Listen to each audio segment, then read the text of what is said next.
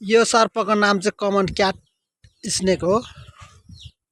यसको common CAT स्नेकको चाहिँ 100 skills भाइपरको जस्तो देखिन्छ हेर्दाखेरि। 100 स्किल्स भाइपरको चाहिँ टाउकोमा त्रिशूल आकार हुन्छ भने यसको चाहिँ वाइ आकार हुन्छ।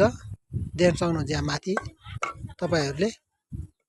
यसको चाहिँ टाउकोमा माथिल्लो भागमा चाहिँ वाइ आकारको चिन्ह छ, देख्न सक्नुहुन्छ।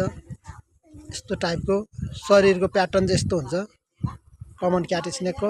नचल छोरी। यस्तो टाइपको हुन्छ र यसलाई छोड्दाखेरि चाहिँ भिडियो गरेर पर्दैन हो अलले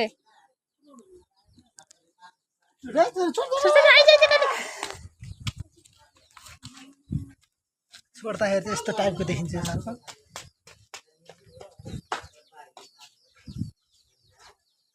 यस्तो टाइपको देखिन्छ। यो चाहिँ कमन क्याट स्नेक हो है।